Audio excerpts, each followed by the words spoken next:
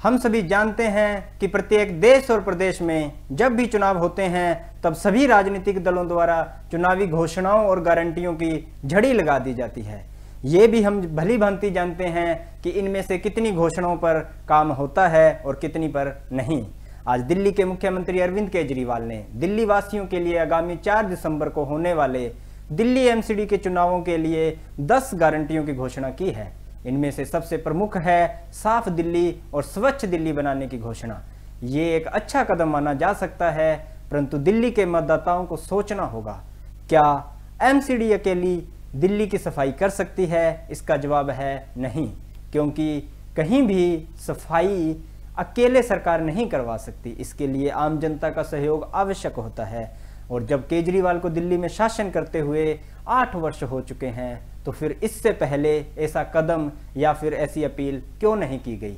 जब कोई व्यक्ति प्रदेश का मुख्यमंत्री होता है, जिसे प्रदेश की जनता ने न केवल बहुमत बल्कि 90% सीटें जितवा रखी हों, उसके लिए अपने राज्य को साफ और स्वच्छ करना कोई मुश्किल कार्य नहीं है, परंतु बात इच्छा शक्ति की होती है। यदि केजरीवाल को लगता है कि सारी शक्तियां अपने पास होने से ही सफाई करवाई जा सकती है और दिल्ली को स्वच्छ बनाया जा सकता है, तो हमारा सवाल केजरीवाल से ये है कि आपके पास पंजाब राज्य में नीति निर्माण की सारी शक्तियां हैं, पर वहां आपने साफ सफाई के लिए क्या कदम उठाए हैं? पूरे विश्व के सबसे गंदे शहरों में पंजाब के 3 शहर शामिल है। उन शहरों के लिए केजरीवाल की पार्टी क्या कर रही है? दिल्ली के मतदाताओं को सोच विचार करना होगा और देखना होगा कि जब से केजरीवाल राजनीति में आए हैं, तब से केवल घोषणाएं ही करे जा रहे हैं। ग्राउंड की सच्चाई सभी के सामने है। इससे पहले भी दिल्ली के मुख्यमंत्री ने दिल्ली को प्रदूषण मुक्त करने की घोषणा भी की थी, परंतु आज हम देख सकते हैं कि दिल्ली के प्रदूषण का क्या हाल है। आज दिल्ली की हवा सांस लेने लायक नहीं बची है।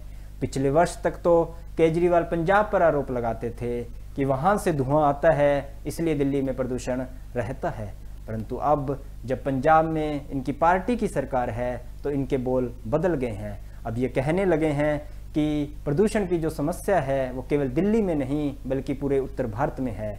इसलिए दिल्ली के मतदाताओं के लिए सोचना ज़्यादा आवश्यक है। इस पर उनको चिंतन करना होगा कि यदि एमसीडी का चुनाव जीतने के बाद केजरीवाल ने कह दिया कि कूड़े की समस्या केवल दिल्ली की नहीं है बल्कि भारत के सभी बड़े शहरों में ये समस्या बनी हुई है, इसलिए दिल्ली के मतदाताओं के लिए ये सोचना ज़्यादा जरूरी है कि यदि एमसीडी का चुनाव जीतने के बाद केजरीवाल ने कह दिया कि कूड़े की समस्या केवल दिल्ली में ही नहीं बल्कि भारत के सभी बड़े शहरों में है, तो आप सोचिए तब क्या किया जा सकता है। मैं राजेश ओपी सिंह, और ज़्यादा खबरों के लिए बने रहें इन खबर के साथ।